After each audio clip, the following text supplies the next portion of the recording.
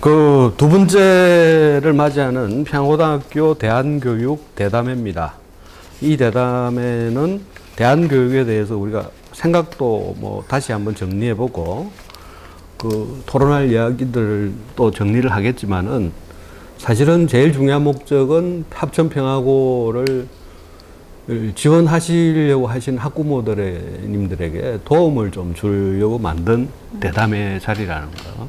그래서 대한교육운동에 대한 그 조금의 지식과 함께 도대체 이 학교에서 어떤 교육을 하려고 하는 건지 그런 이야기들이 다뤄질 겁니다. 그래서 첫 번째로 우리 대한학교의 역사와 의미에 대해서 합천평화고등학교 교장이신 정일관 선생님께서 간략하게 발제를 해주시겠습니다.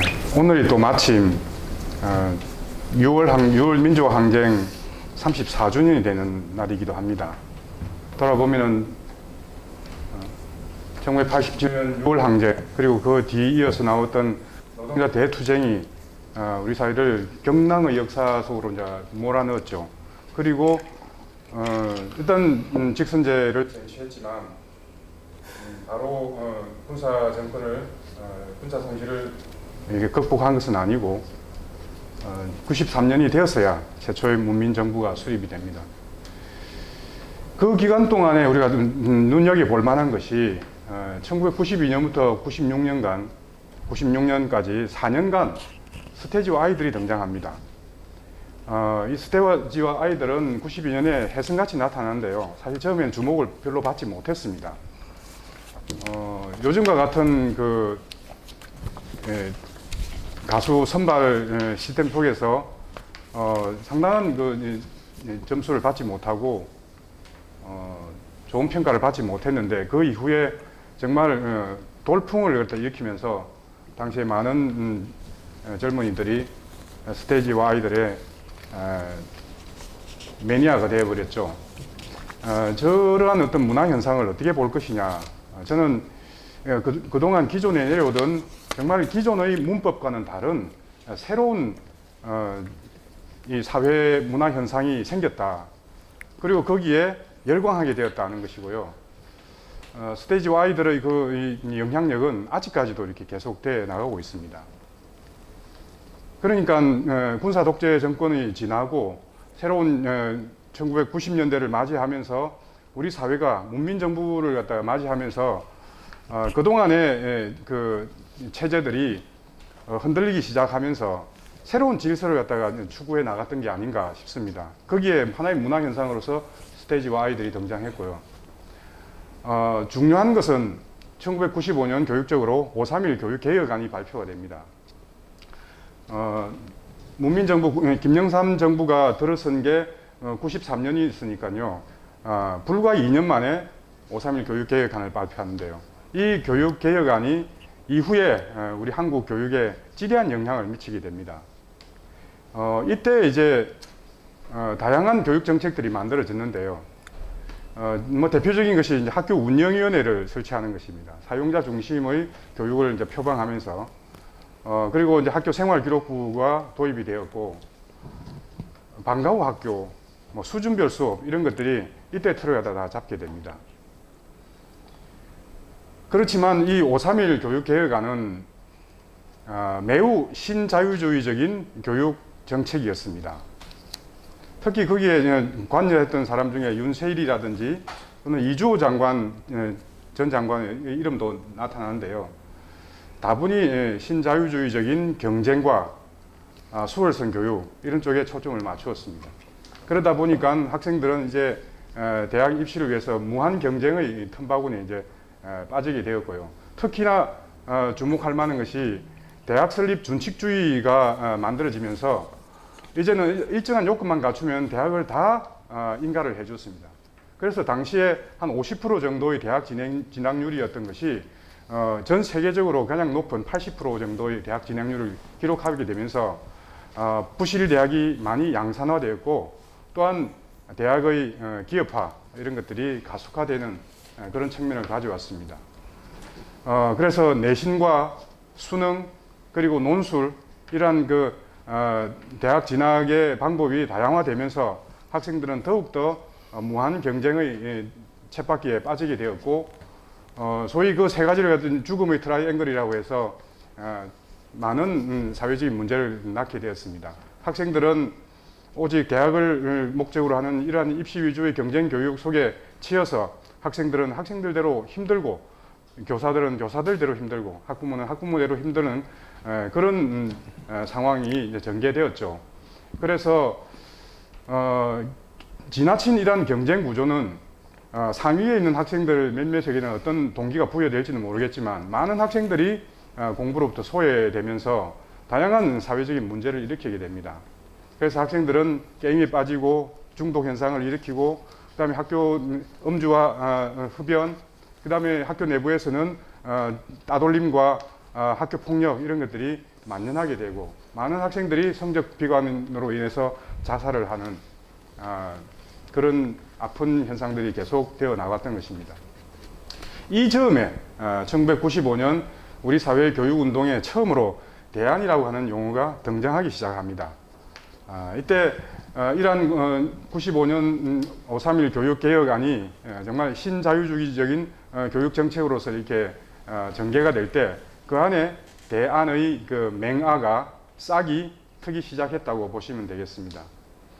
1996년에 안병영 교육부 장관이 전격적으로 영광에 있는, 전라남도 영광에 있는 영산 성지고등학교를 방문하면서 대안학교가 우리 사회적으로 크게 부각되는 계기를 마련합니다. 97년에 이영탁 교육부 차관이 또 영산 성지고등학교를 방문하게 되고, 이후에 교육부에서 영산 성지고등학교 그리고 산청에 있는 간디학교를 모델로 해서 대안학교 설립을 추진하게 되었고, 마침내 98년에 교육부 인가를 받은 6개 대안학교, 대안교육특성화고등학교가 개교하게 됩니다. 이런 사회적인 맥락을 우리가 살펴볼 수 있겠습니다. 그래서 마침내 6개 대안교육특성화고등학교가 개교하였죠. 영산 성지고, 합천평화고, 산청 간디고, 경주 화랑고, 청주 양업고, 담양 한빛고입니다. 모토는 입시 위주 경쟁 교육에서 전인적 협력 교육으로, 수동성과 획일성 교육에서 자발성과 다양성 교육으로, 지식 중심 교육에서 체험을 통한 경험 교육으로 그러한 어떤 교육의 방향을 잡고 개교하였습니다. 6개 대안교육 특성화학교가 개교한 이후에 100개 가까운 인가 대안학교가 등장했습니다. 더 많은 미인가 대안학교들도 만들어졌죠. 그리고 교육의 다양성을 우리 사회가 수용하기 시작했다. 완강한 5.3일 교육개혁안의 틀 속에서도 교육의 다양성의 싹이 나타나기 시작했다는 것입니다. 그리고 대한교육의 부정적 인식과 긍정적 인식이 충돌하고 아직도 그렇게 되고 있는 것 같습니다.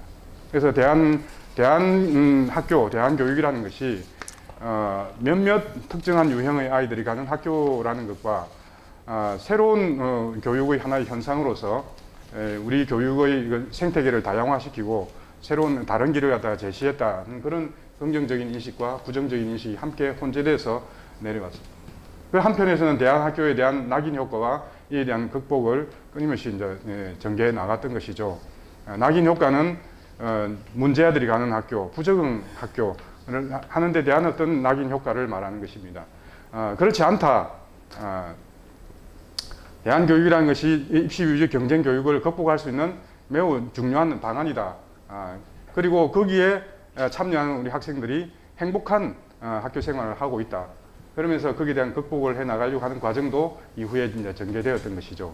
교육의 새로운 길을 제시했다는 평가를 받기도 하고, 그래서 경기도의 혁신학교 그리고 전국에 있는 혁신학교와 행복학교들이 만들어지는 어떤 다양한 방법적인 측면에서 또는 철학적 측면에서 그런 자원들을 제공했다. 그렇게 평가를 받기도 합니다.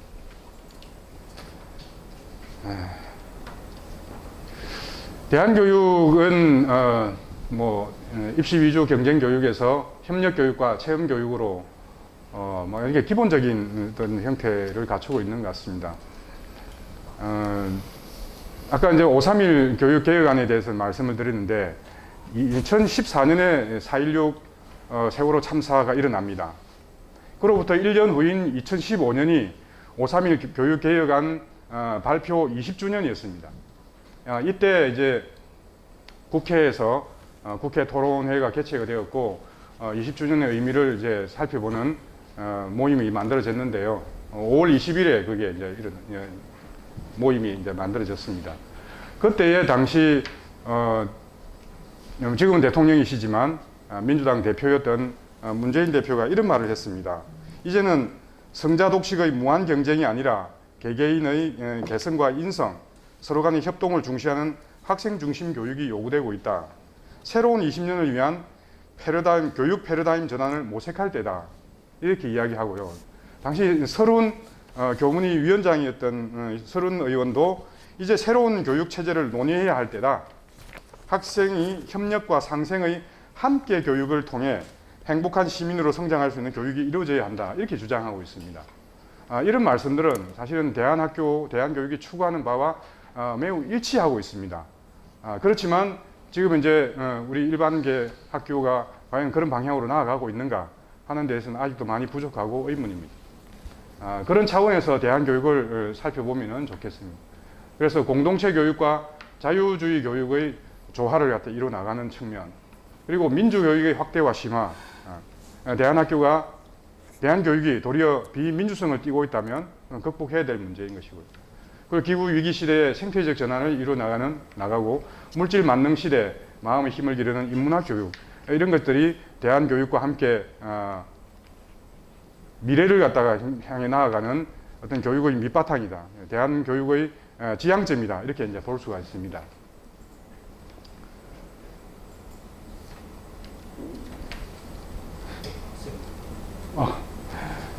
대한교육과 미래교육 두 번째를 살펴보면은 이제는 이제 어떤 정책적인 측면에서 본다면 대한교육을 보편교육으로 만들고 나아가야 된다. 그런 생각입니다. 대한교육을 하나의 일반 학교를 또는 일반 교육을 보완해주는 하나의 영역으로만 놓고 보면은 안 된다는 것입니다. 아까도 말씀드린 것처럼 새로운 5.31 교육계획 안에 새로운 20년의 패러다임을 갖다 만들어야 된다고 한다면 바로 그런 측면에서 볼 때 대한교육은 보편교육으로 나아가야 되고 그것이 보편교육의 하나의 전형으로서 자리 잡아야 된다. 저는 그렇게 생각을 합니다.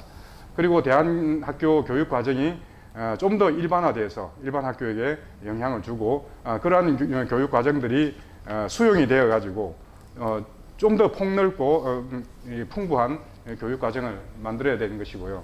그리고 미인가 대안학교를 인가 대안학교로 전환하는 노력들이 계속 되어져야 된다고 봅니다. 그렇게 해야만이 대한교육이 훨씬 더 풍부한 자원을 가지고 많은 학생들의 선택과 학부모들이 선택해서 선택의 여지를 갖다 만들어 줄 수가 있다는 것입니다.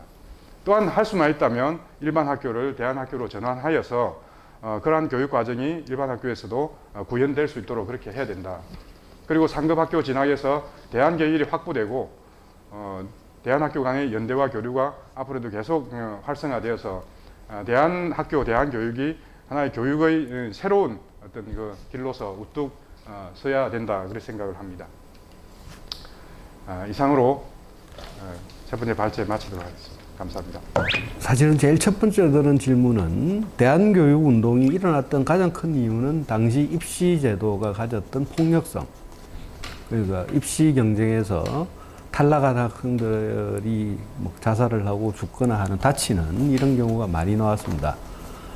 그러다 보니까 이런 더 이상 교육이라서는 이건 의미가 없는 거 아니냐는 이제 반성과 성찰이 일어나면서 대한교육이 이 운동이 시작을 했는데 이게 2020년대에 들어와서 어떤 의미에서 어느 정도 이제 자리도 잡고 하긴 했습니다만은 근데 저희들이 생각하기에 여전히 대한교육의 혜택을 받는 학생이 너무 적다는 게 아니냐 이런 문제의식이 있다는 거죠. 그래서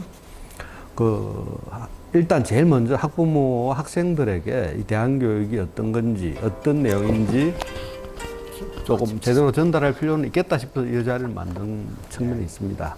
그래서 그렇다 하더라도 먼저 우리 정교 교장 선생님 발제에 대해서 우리 경상대 조우영 교수께서 한마디 해주셔야 될 것 같은데. 그뭐 본인의 생각이라도 예. 다른 10분 더 했어요. 이제 맨 후반부에 말씀하신 대안교육이 보편 교육이 돼야 된다. 일반 학교를 대안교육으로 대안학교로 전환해 나가야 된다. 요게 이제 삼각고리가 돼서 결국은 이렇게 된다면 대안과 그 외에 이것에 약간은 이제 구별되고 대립되고 이런 것보다는 함께 교육의 본질을 찾아가고 본 역할을 찾아가고 본 기능을 찾아가는 이런 식의 이제 양쪽에 사실은 한쪽에 그 너무 문제 덩어리 이거에 대한 대안으로서 뭔가 대안이 정립됐다가 이제는 만나가는 과정 전체적으로 흐름이 그렇게 돼야 된다 이렇게 저는 좀 받아들였는데 그럴 때 생길 수 있는 문제가 사실은 일반 학교 내지는 공교육의 전반적 흐름이 그렇게 되고 나면 지금까지 대한학교가 추구해왔던 게 그러니까 뭐랄까 특색이 약해 놓으니까 의미도 과소평가될 수 있고 그런 과정 속에서 현실적으로는 뭐 대안학교 그 가봤자 별거냐 일반 학교 다니면서 이 과도기적인 현상으로서 그런 문제가 생겨서 그 중간에 지금까지 대한 운동부터 시작해서 학교 해왔던 그 역사가 중간에 숨이 좀 살짝 죽어버릴 것 같은 이런 생각이 좀 들거든요. 말하자면 세상 전체가 잘 돼가니까 오히려 애써오던 사람들이 지금 약간 뭐 김이 빠져버린달까 또 인기도 얻기 어려워지고 이런 현실적인 문제가 생길 것 같아요. 다른 부분보다 지금 여기 합천평하고도 약간 그런 위치에 놓이지 않을까 하는 이 현실을 어떻게 이해를 하고 또 대처를 하는 게 좋을지 이런 묘한 생각이 드네요. 근데 그 생각이 들 수밖에 없는 게 사실은 오늘 뭐 그 자리는 아니긴 하지만은 아까 이야기가 나왔던 90년대 5.31 교육개혁안 그 개혁안이 그 개혁안이 가졌던 문제에 대해서는 그동안 뭐 말이 많았고 그 지적도 많긴 하지만은 사실은 그 개혁안대로 상당 부분 관철된 부분들이 있는데 그게 그런 개혁안이 더 이상 개혁안이 아니라 이제 옛날 안이 돼버린 거예요. 그럼 새로운 안이 뭐가 있을까 교육에 있어서 그런 이야기들이 나와야 하는데 우리 조 선생님이 지적하신 분 그런 이야기가 잘 안 나온다는 겁니다. 그러니까 이 옛날에는 대한교육 운동에 대한 관심도 많았고 있었는데 그런 관심도 잘 안 보이고 교육개혁 이야기하면 뭘 손을 대야 될지 잘 보이지도 않고 왜냐니까 옛날처럼 입시에 대한 압박이 그렇게 강하지도 않고 하니까 입시가 서서히 압박이 줄어들면은 사람들이 자연스럽게 대한교육 운동에 관심을 가져야 되는데 그렇지 않더라는 거죠. 그래서 이 상황을 사실은 바꾸려면 우리가 어떤 노력을 해야 되는 건지 그래서 거기에는 다양한 이야기들이 놓을 수 있다고 생각이 들어요. 예, 저도 한마디로 하자면 대한학교의 약간의 위기 아닌가 이거의 성격이 뭐며 어떻게 대처해야 될 것인가 이런 의문이 들었습니다. 네. 저는 이제 5.31 교육개혁안이 95년도에 만들어졌는데 사실은 그때에 김영삼 정부 들어서고 나서 2년 만에 만들어졌다는 건 사실 좀 놀라운 일이거든요. 교육의 100년 대계를 생각해 본다면 교육이라는 것이 앞으로 우리 미래 세대에게 어떻게 이제 제공이 돼야 되고 또 그것보다 더 중요한 것은 어떤 철학을 가지고 교육을 만들어 나갈 것인가 하는 것이 매우 중요한데 그러한 어떤 100년 대계와 같은 교육 개혁안을 2년 만에 만들었다는 것은 매우 이제 졸속이었다는 생각이 들고요. 좀 더 많은 시간, 많은 고민들과 사회적인 어떤 이 공론의 장을 만들고 또 진짜 우리나라가 앞으로 나아가야 될 교육의 방향이 어떠해야 되는가에 대한 이 이제 정말 많은 고민들이 함께 만들어져서 어우러져서 그렇게 만들어야 되는데 대부분 이제 관료들 몇 분이서 좀 상당히 빠른 시일 내에 위로부터의 개혁이 이제 이루어졌다는 생각이 듭니다. 하지만 이제 거기에서 저는 이제 오늘 이 자리에서 95년도에 똑같이 대안이라고 하는 말이 이제 등장하게 되었고, 그것이 이어져서 이제 98년에 대한학교가 이렇게 만들어진 것이 역사적으로 매우 의미가 있는 일이고 그렇다는 생각이 들고요. 그 이제 맹아와 같은 것이 점점 이렇게 발화해서 이렇게 줄기가 올라오고 꽃이 피고 잎이 풍성해서 이제 열매를 맺고 하는 것인데, 저는 이제 지금 그런 과정들 속에 대한학교가 과연 이제 그런 자리를 차지하고 있는가, 그걸 저는 좀 더 지켜봐야 된다고 생각을 하고요. 보편 교육으로 나아가는 것이 저는 궁극적인 목적이라고 생각합니다. 왜냐하면은 우리가 이 교육을 극복해야 되는 것이고, 그 극복하는 어떤 대체제가 과연 무엇인가를 찾을 때에 이 대한교육의 프로그램이나 교육 과정이 그 철학이 그러한 어떤 지향점을 갖다 이렇게 수용하고 있는 것이라면은 보편화시켜서 정말 많은 학생들과 학부모들이 또는 교사들이 그런 교육 속에서 더 행복한 그런 삶을 영위해 나가야 되는 것이 아닌가 생각하고, 거기에서 어떤 대한교육 입지 문제는 저는 크게 중요한 것이 아니다, 그런 생각이 듭니다. 네. 저도 이제 교장선생님 말씀에 동감하고요. 만약 학교들이 다 좋아져서 뭐 대한교육이 위기라면 그건 사실은 바랄 만한 상황이거든요. 저희가 사실은 이제 어떻게 하면 교육의 본질을 살리고 이렇게 할 것인가, 그 철학에 대해서 이제 논의하고 있잖아요. 그래서 이제 만약에 그렇게 학교가 다 좋아진다면 그건 정말 좋은 일인 것 같고, 근데 실질적으로 형태나 뭐 이렇게 이제 많이 대한학교의 것들을 많이 지금 답습하고 있어요. 뭐 행복학교나 뭐 혁신학교처럼 해서 다양한 형태들을 가져가고 있긴 하지만 아직도 굉장히 공고해요. 이제 이 교육이 지식 위주로 가는 게 아직도 많이 있고, 정말 어떻게 키워야 되는지에 대해서 담론들이 그렇게 많지 않은 것 같아요. 정말 우리가 정말 제대로 가르침과 이렇게 아이들의 배움에 대해서 정말 그렇게 고민하고 있는지에 대해서는 조금 더 생각을 해봐야 될 것 같고, 이제 그런 고민들을 끊임없이 해 나가는 게 저희들의 역할인 것 같고요. 그렇게 하면서 사실은 교육은 매뉴얼만으로 저는 할 수 없다고 보거든요. 교사들이 얼마나 고민하고 성장하느냐에 따라 교육의 질은 저는 될 것 같고, 그러니까 끊임없이 만족하지 않고 우리가 어떤 교육을 지향할 것인가에 대해서 계속적으로 고민하고 함께 만들어가는 것, 그게 이제 대한학교에서 좀 더 활발히 하고 있다, 저는 그렇게 생각을 합니다. 그래서 그게 점점 퍼뜨려지는 것이 저희 공부적인 목적이 아닌가 싶습니다. 오 선생님께서 물론 희망하는 얼마든지 말씀하시겠으나 조금 평가는 달라야 된다고 생각하거든요. 그러니까 대한교육이 보편교육이 되는 걸 목표로 한다는 걸 공유를 하신다 그러면, 지금 현재 우리의 상황이 대한교육 진영이 뭘 잘해서 보편교육에 영향을 줬냐는 거예요. 이거부터 일단 의문이 된다는 겁니다. 대한교육의 혜택을 보는 사람이 전체 숫자에서 0.1%가 되지 않습니다. 전체 학생에서. 근데 어떤 영향을 줘봐야 뭘 얼마나 줄 것이며, 근데 왜 이 0.1%의 벽을 우리가 못 넘고 있을까?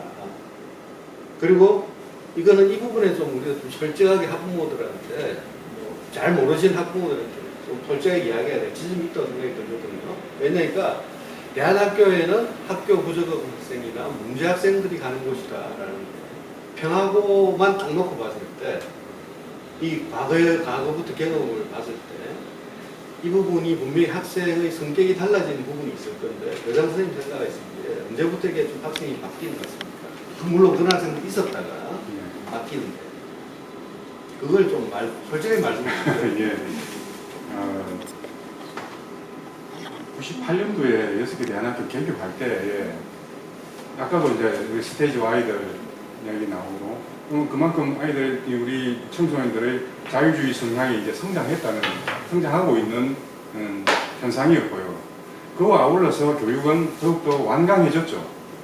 무한 경쟁 속으로 이제 학생들을 밀어넣음으로써 학교는 더욱더 완강해지고, 그로 인해서 많은 학생들이 상당히 고통을 받았어요. 그래서 이제 소위 일탈이라는 것을 하기 시작했죠.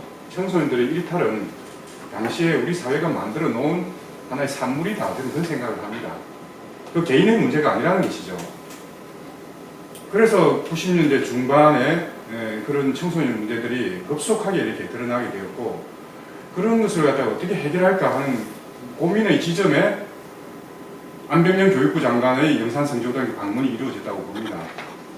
그래서 이제 그동안에 정말 어디 갈 데 없는 아이들을 갖다가 모아서 새로운 교육 과정을 가지고 그 아이들을 만나고 있었던 영산성지고등학교를 모델로 해서 새로운 학교를 만들고 또는 그런 사회적인 현상도 문제들도 해소를 해보자는 그런 의도들이 상당히 많이 있었습니다.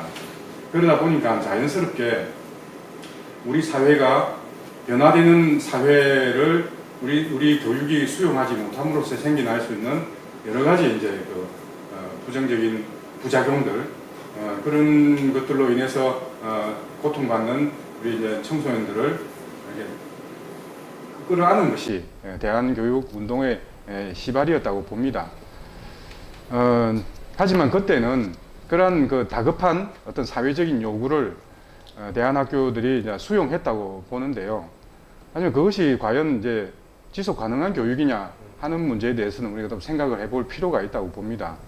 그래서 한 10년 정도 이렇게 대한학교를 운영하고 난 뒤에 상당히 그런 반성들을 많이 했죠. 지금은 이제 우리가 하고 있는 특별하게 교육적인 손길이 더 많이 필요한 아이들만을 모아서 하는 이 교육이 과연 이 바른 길을 지금 가고 있는 것이냐. 본질적으로 그것이 훌륭하고 또는 뭐 좋은 평가를 받을 수 있을지는 모르겠지만 그 속에 살고 있는 우리 아이들은 자긍심을 가지고 행복하냐, 이런 측면에서 우리가 살펴보았을 때 대한교육의 방향 전환이라는 것이 사실은 필연적으로 다가왔던 문제인 것 같습니다. 그래서 이제 건신대학교에서 대한교육 진영의 모임에서 대한교육을 특정 유형의 학생들을 하는 교육으로 가둬놓아서는 안 된다 하는 그런 선언을 하게 되었고요. 그러면서 이제 좀 더 대한교육이 이제 가치지향적으로 이렇게 확산되는 그런 양상을 보이게 되었고, 지금은 이제 거의 대부분 다 그런 교육으로 이렇게 방향을 잡고 나아간다고 생각합니다. 공립 대안학교들이 그 이후에 몇 개 생겼는데 대부분 다 그렇게 좀 많은 교육적인 손길이 필요한 아이들을 끌어안는 어떤 교육적인 사명으로 이렇게 시작을 한 학교인데도요, 그런 학교들조차도 이제는 이 미래 교육에서 이제 그러한 어떤 교육을 좀 더 극복해야 된다고 생각을 하고, 좀 더 보편적인 대한 교육을 추진하기 위해서 공립학교조차도 이렇게 변화하고 있습니다. 사립학교는 말할 것도 없고요. 그래서 이제 대한 교육이 그런 부적응 학생들을 재적응형 어떤 교육으로서 이렇게 만들어 나왔던 대한 학교들이 이제 그런 교육보다는 한 단계 더 앞서 나간 교육의 새로운 길을 모색해 나가는 시대의 가치와 이념을 지향하는 그런 이제 교육 철학을 구현하는 그런 학교로 지금 나아가고 있다, 그렇게 생각합니다. 그 다음으로 이거는 어차피 우리 조 선생이 좀 이야기를 해주셔야 될 게 있는데, 그게 뭐냐면 5.31 교육개혁안이 가지고 있는 협소함과 문제점, 거기에 대한 지적은 한 수십 년도 많이 됐는데, 그거보다 오히려 새로운 제도 개혁에 대한 이야기가 지금 나와야 되는데, 학제 개편이라든지 그리고 이게 지방사회의 소멸이라는 현실적인 문제, 이거는 바로 학교의 소멸입니다. 학교들이 지금 사라져야 될 위기에 놓여 있는 지역, 지방의 문제, 이런 것들까지 한국 사회가 가진 구조적인 총체적인 지금 난국들이 있는데, 여기에 이 지방의 소멸을 막는 제일 또 중요한 수단이 교육의 부흥이거든요. 그런 측면에서 본다 그러면은 오히려 어쩌면은 그게 정말로 이 시기에는 개혁안이 되어야 될 부분들이 있는데, 뭐 우리 아이디어 수준에서, 상상력 수준에서라도 일단은 이야기를 조금은 해주셔야, 이걸 혹시 보시는 학부모들이 그래도 고민 좀 하네, 이런 생각이 들 것 같은데 조금 해주세요. 그건 너무 우리 저 국가적인 교육 제도 너무 거시적인 말씀 아닐까요?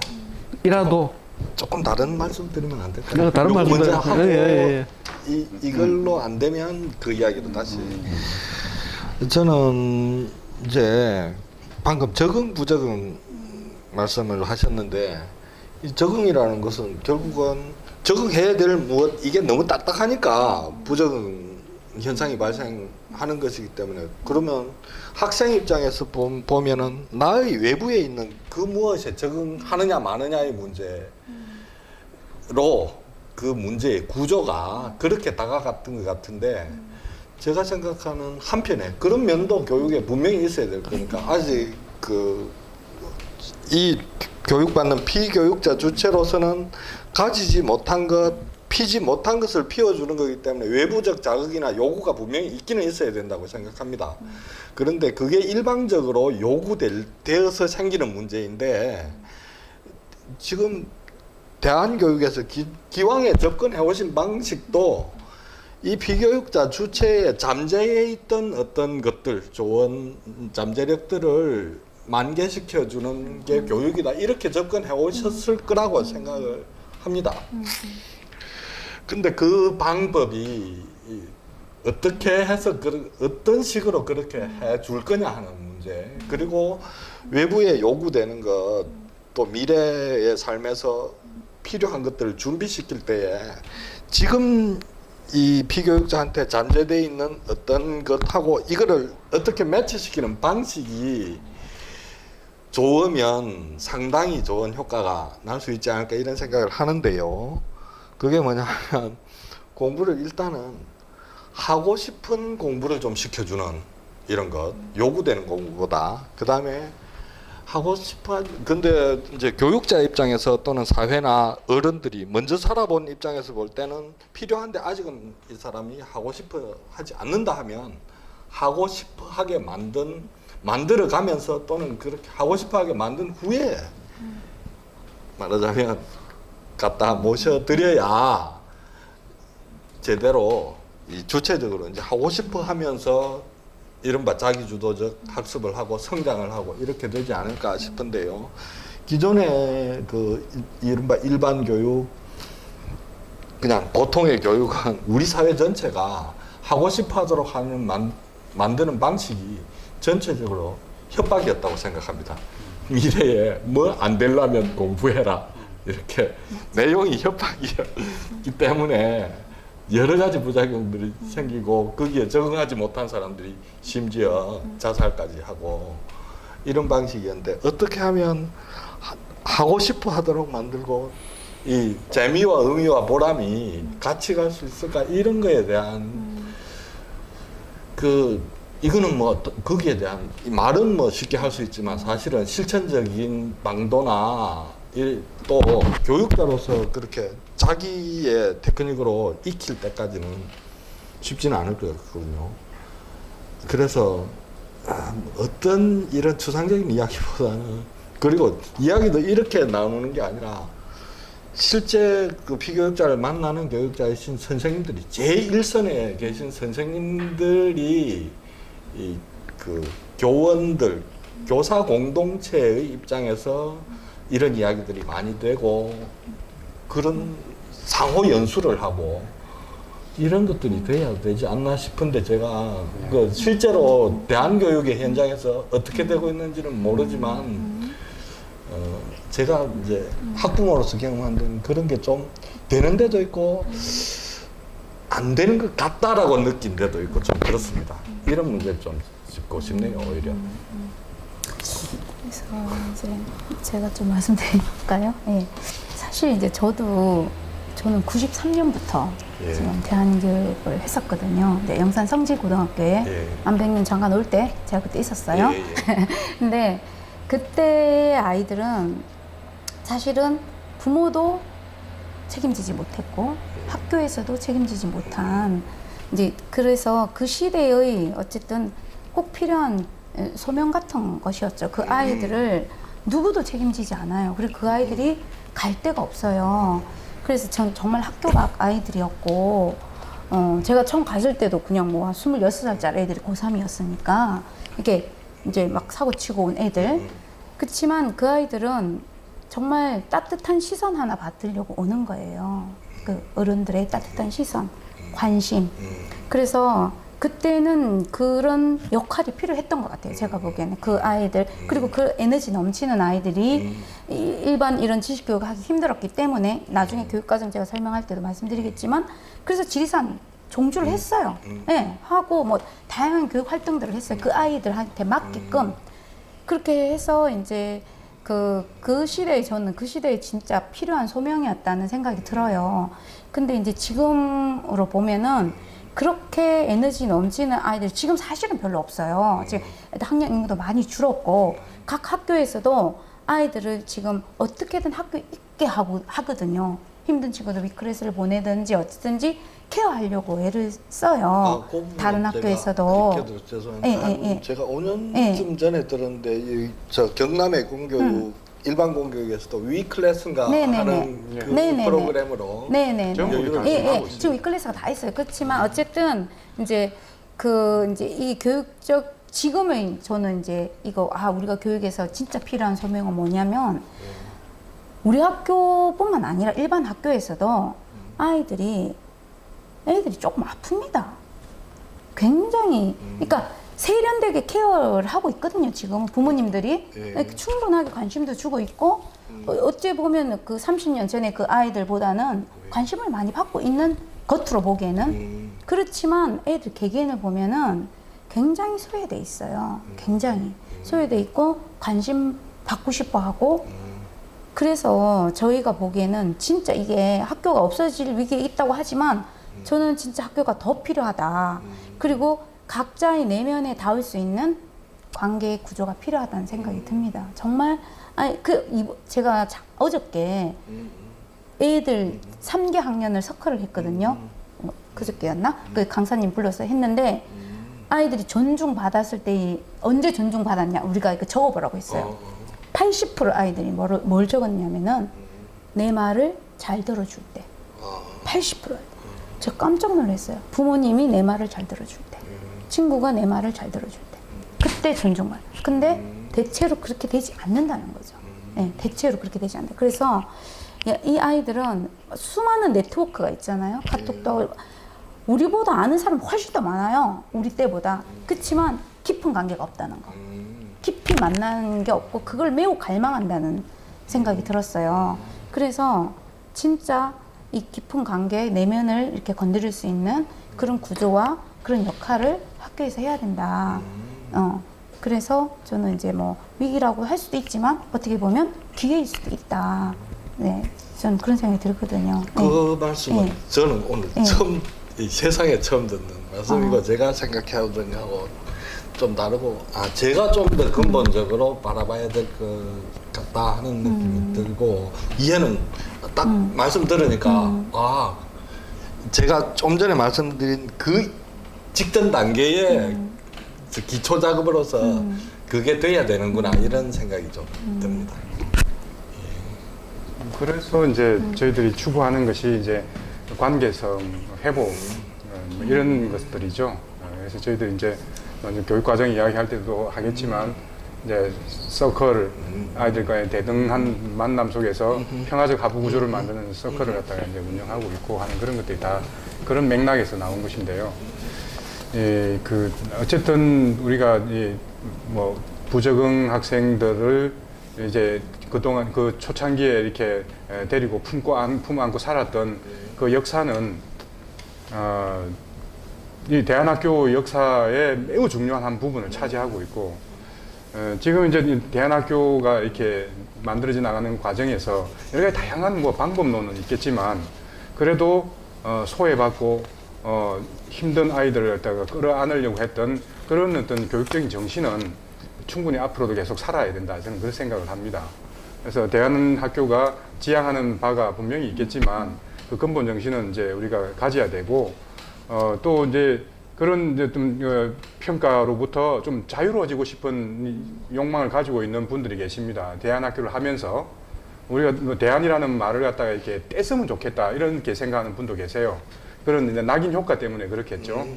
그것은 우리가 회피한다고 될 문제가 아니고 저는 돌파해야 된다고 봅니다. 그래서 그동안에 이렇게 뭐 부정적으로 대한교육을 바라봤던 그것은 어떤 뭐 맥락이 분명히 있겠지만 그 우리가 초창기에 이렇게 열었던 대한교육의 길이 우리가 그때 당시에 정말 그 사회적인 호응을 통해서 충분히 이제 할 수 있었던 것이고 매우 가치 있는 일이었다. 그렇지만 이제 시대가 바뀌고 사회가 바뀌면서 좀 더 다른 측면의 접근을 갖다 할 수 있다면 그것은 이제 수용을 하되 그런 정신까지도 우리가 이제 선긋기를 하고 거부한다는 것은 좀 잘못되지 않은가 그런 생각을 합니다. 예, 제가 조금 멍청한 질문을 던졌는데 현명한 답변들을 해주신 것 같은데 이 자리에서 뭐 국가정책적인 추상적인 제도라든지 이런 이야기를 하는 거는 넌센스 같고 기본적으로 대한학교라 그러면은 일반 학교와 다른 교육의 방점이란 게 있다는 거죠. 그게 특히 일반 학교에서는 보편 교육이라고 주장했던 게 지식 습득을 통해서 지식이 쌓이면 사람이 될 거라고 생각을 했는데 우리가 수십 년 경험을 했지만 사람이 안 됐잖아요. 사람이 아닌 야수와 짐승이 나오는 걸 봤는데 대한학교에서는 지식 습득이 아니라 어쩌면은 인간관계를 회복하는 교육을 배워서 사람이 되는 방식이 더 나을 수 있다라는 지금 주장을 하시는 거고 이게 어쩌면은 교육의 가장 중요한 본령일 수 있다. 교육을 하는 이유는 우리 동양철학적으로 이야기하면 사람을 만들려고 하는 거거든요. 사람이 아닌 것도 사람을 만들어 보려고 하는 게 교육인데 그런 의미에서 그 교육의 방식과 내용이 일반 학교와는 처음부터 접근이 다를 수 있다라는 거 그걸 좀 학부모님들이 아셔야 될 것 같고 그래서 그 부분을 조금 유심히 보신다 그러면은 오히려 대한학교를 선택할 가능성이 더 많아지는 거 아니냐는 생각도 듭니다. 그래서 그 이야기를 지금 교장 선생님 해 주셨고 그럼 이 일부 주제에 마지막으로 하시고 싶은 이야기 있으신 분 하세요. 제가 조금 제가 이 자리에서 지금 막 공부해서 막 머릿속에 정리한 걸 말씀드리고 싶습니다. 저는 여기 올 때 저는 이제 대학에서 가르치다 보니까 이미 입시 관문을 통과해서 이른바 지식 쪽 교육의 조그마한 관문 하나를 통과한 사람들을 상대방으로 삼아서 지식을 고도화해주는 이런 구실을 제가 맡고 있는 거 아닙니까? 그죠? 그걸 도와주는. 그래서 저는 이 부분으로 어떻게 좀 더 많은 사람들을 소외되지 않고 이른바 제가 엘리트주의라고 해도 될 것 같아요. 제가 약간 그런 면도 있습니다. 어떻게 하면 대중들을 더 많은 대중들을 엘리트화할 수 있을까 이런 고민을 좀 한 바가 있는데 그리고 좀 전에 말씀도 약간은 그런 걸 바탕에 깔고 드린 말씀이었는데 제가 지금까지 생각해 오지 못했던 문제가 아예 그 세계 속으로 들어가지 요 관문 말하자면 그냥 삶의 장에서 교육의 장으로 미처 아직 못 들어가고 있는 분들이 계시는구나. 많은 학생들이. 그래서 삶의 장에서 교육의 장으로 들어가는 이걸 하기 위해서는 삶의 의미 자체가 삶의 의미를 본인이 느끼고 앞으로 세상을 의미 있고 재미있게 살아갈 꿈을 꿀 수 있어야 되고 거기에 필요한 것이 사실은 교육인데 미래를 향해서 지금 현재의 삶이 소외당하고 있으면 미래 생각이 이제 지금 그냥 사는 게 재미가 없을 거다. 의미도 못 느낄 거다. 요 재미 먼저 이 찾고 느끼게 할 수 있는 이 장이 돼주는 것만으로 그리고 제가 지금까지 놓치고 있던 부분인데 말씀을 들으니까 이해되는 게 그런 분이 많을 수 있겠구나. 지금 이 사회 우리 사회의 구조나 문화나 생활 방식 자체가 그래서 그런 사람들 그런 피교육자라기보다는 그렇게 살아가고 있는 지금 어린이 젊은이들 청소년들을 여기 모셔다가 사는 재미가 뭐고 사는 의미가 뭐고를 찾을 수 있게 해주시는 이게 대한교육의 아주 기초적인 소중한 역할을 할 수 있겠구나 이런 생각이 들었습니다. 아, 너무 많이 배웠습니다. 제가 배운 걸 잘 정리한 거 맞나요? 우리 조 교수님이 갑자기 감동을 받으셔가지고 아, 예. 그- 아니 교감 선생님 말씀 듣고 예, 감동을 받았어요. 그 감동을 계속 배웠고요. 계속 더 받을 겁니다. 2부는 우리 교감 선생님 발전하실 저한테 건데 이런 감동을 주시는 거 보니까 이 학교에 온 학생들은 그건 각자의 몫이겠지만 적어도 그렇게 될 기회는 가지시게 되는 게 아닌가 이런 생각이 드네요. 그 저 같은 감동을 느끼네요. 일부는 정리 아닌 정리를 간략하게 하면은 이런 겁니다. 의미가 현재 우리나라에서 대안교육의 혜택을 받는 학생이 사실은 0.1%가 안 됩니다. 전체 학생에서. 그런데 대안교육에 관심을 가질 수 있는 학생은 정말 공부를 잘하는 3%를 제외한 97%는 관심을 가져야 돼요. 대안교육에 대해서. 근데 97%가 어떻게 해서 0.1%도 안 되지 않는 선택을 하는 이런 불합리한 상황이 어디 있을까 싶어서 학부모님들에게 설명을 하기 위해서 부랴부랴 만든 이런 대담입니다. 그래서 그런 맥락을 조금만 이해를 해주시고 좀 들어주시면 고맙겠습니다. 2부로 이어서 하겠습니다.